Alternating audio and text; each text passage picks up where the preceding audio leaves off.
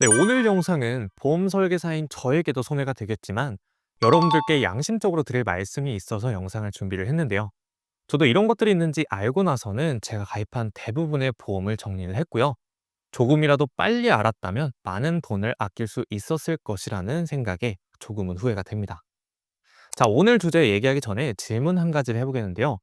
여러분은 살면서 보험이 꼭 필요하다고 생각을 하실까요? 본 광고는 손해보험 광고 심의 기준을 준수하였으며 유효기간은 심의일로부터 1년입니다. 주변 사람이나 본인이 감당하기 힘들 정도의 병원비로 고생해본 사람이라면 보험이 필요하다고 생각을 하실 거고요. 보험 준비를 잘 해뒀지만 매달 보험료만 내고 크게 혜택을 받아본 적이 없는 분들은 보험이 있어도 그만, 없어도 그만일 거라는 생각을 하실 겁니다.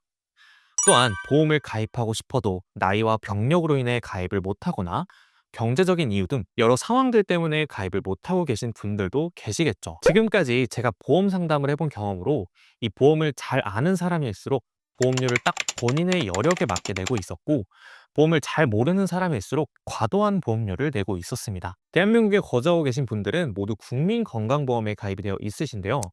이 국민건강보험은 의료비 부담을 경감하기 위해 미리 보험료를 내고 추후 내가 아프거나 다쳤을 때 보험 급여를 받을 수 있는 의료 서비스를 말을 합니다. 자, 간혹 국민건강보험과 실손보험을 헷갈려 하시는 분들도 계시는데요. 둘 다 좋은 보험이지만 두 보험의 차이점에 대해서 설명을 드리면, 먼저 국민건강보험은 국가에 의해 유지되는 공적보험이기 때문에 대한민국 사람이라면 평생을 의무적으로 가입해야 되고요. 실비보험은 민간 회사가 판매하는 민영 보험이라고 할 수 있습니다. 따라서 개인이 자발적으로 가입을 하거나 회사의 단체 실비를 통해서 자체적인 가입이 되어 있을 겁니다. 이 두 보험은 보장 부분에서 차이가 있는데요. 국민건강보험은 보장에 있어서 한도 제한이 없는 대신 비급여를 보장하지 않는다는 단점이 있고요. 네, 실비보험은 가입한 시기에 따라서 보장 한도가 구분되어 이렇게 정해져 있지만 비급여까지도 모두 보장한다는 장점이 있습니다. 이 두 보험은 서로의 단점을 보완해 주기 때문에 보험이 필요 없다고 생각하시는 분들도 이 실비보험 하나 정도는 가입해 두시길 바라겠습니다. 자, 그리고 국민건강보험에서도요, 의료비를 지원을 해주기 때문에 나머지 보험들을 과하게 준비하는 건 사실 돈이 아까울 뿐이죠. 국민건강보험에서 지원해주는 의료 지원 혜택은 총 3가지가 있는데요.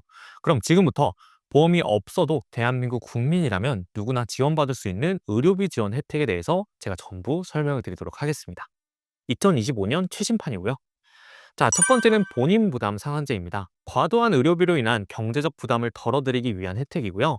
실제로 환자가 지출한 본인 부담금이 이 본인이 해당하는 소득분위 기준 금액을 넘어가면요, 초과된 비용만큼 돌려주는 제도입니다. 쉽게 말해서 병원비가 아무리 많이 나오더라도 소득 수준에 따라서 일정 금액을 정해놓고 그 기준보다 더 많은 금액이 나올 경우 초과한 금액에 대해서 나라에서 모두 부담을 해주는 거죠. 네, 표를 보시면 이렇게 10분위로 나눠 본인이 내야 하는 상한액 기준이 정해져 있는데요. 예를 들어 2025년 기준으로 1분위에 해당하는 분들이 지난해 건강보험 급여 항목으로 부담한 치료비가 1,000만 원이었다면 소득 1분위의 자기부담금 상한선이 89만 원이기 때문에 병원비가 아무리 많이 나와도 급여 항목에 대해서는 본인이 내야 하는 비용은 1년에 89만 원이 되겠죠. 여기서 급여 항목은 쉽게 말해서 국민건강보험공단의 의료비 지원이 되는 항목이라고 생각을 하시면 됩니다. 즉, 건강보험이 적용되는 급여 항목에 있어서는 본인 부담 상한제가 있기 때문에 병원비가 아무리 많이 나와도 내가 해당하는 상한액을 초과한다면 더 이상은 내지 않으셔도 괜찮은 거죠. 혹시나 병원 한 곳에서의 진료비가 너무 많이 나와서 본인 부담 상한액을 초과했다면 본인 소득 분위에 맞는 상한액까지만 병원비를 내시면 되고요. 한 가지 질병으로 한 병원만 간 게 아니고 이곳저곳 온몸이 아파서 여러 병원을 다니셨고 병원을 방문할 때마다 이 상한액보다 병원비를 적게 내신 분들도 계실 텐데, 이런 경우에는 1년 동안 병원에 지출한 총 비용이 본인의 소득에 비해 일정 금액을 초과했다면 이 초과 금액에 대해서는 국민건강보험에 환급 신청을 하시면 돌려받을 수가 있습니다. 따라서 본인이 1년 동안 병원을 좀 자주 다녔다 싶으신 분들은 돌려받을 환급금이 있는지 반드시 확인해 보시고요. 국민건강보험공단에 신청을 하시는 것을 추천드립니다. 자, 홈페이지에 들어가셔서 못 받은 환급금이 있는지 해당 칸을 누르시고 간단하게 본인 인증을 통해서 확인이 가능합니다.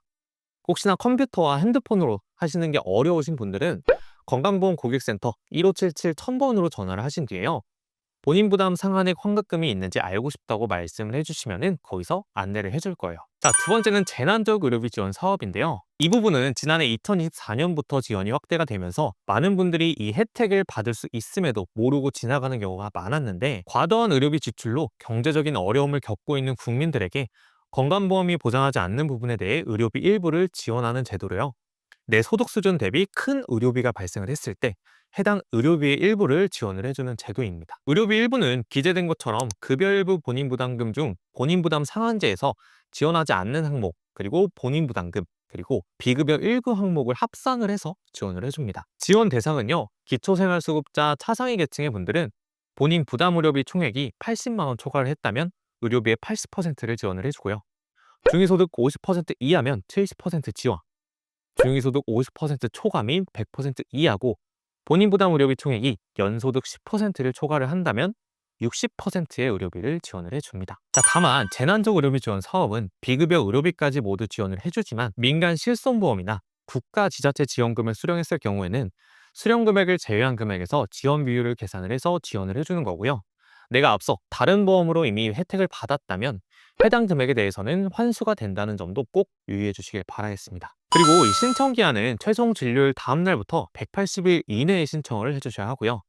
신청은 국민건강보험공단 지사에 방문을 해서 신청을 하시면 되는데요. 무작정 방문을 해서 신청하라고 말씀을 드리면은 두 번, 세 번 발걸음을 해야 하는 상황이 생길 수도 있으니까 방문하시기 전에 꼭 국민건강보험공단 1577 1000번에 연락을 하셔서 필요한 서류를 안내를 받으시고 방문을 하시는 게 좋겠죠. 자, 세 번째는 본인 일부 부담금 산정특례 제도입니다. 진료비 본인 부담금이 높은 암이나 뇌혈관, 심혈관, 중증 희귀질환 등에 대해서 본인 부담률을 경감을 해주는 제도인데요. 우리한테 이런 큰 병이 발생을 했을 때 나라에서 병원비의 90% 이상을 지원을 해줍니다. 우리가 3대 질병이라고 하는 암, 뇌, 심장 질환은 90% 이상을 지원을 해주고요. 암을 예로 들면 산정특례로 등록된 날로부터 5년간 혜택을 받을 수 있고, 특례기간 5년 종료 시점에 잔존암이나 전이암이 있거나 추가로 재발이 확인되는 경우에는 항암치료나 항암제를 계속해서 투여해야 한다면 재등록을 해서 다시 5년간 연장 신청도 가능합니다. 단, 이런 치료들은 비급여가 아닌 급여 항목에만 해당이 되고, 앞에서 말씀드렸던 부분이긴 하지만 급여 항목은 건강보험 적용이 돼서 보험료가 지원되는 항목들을 말하고요.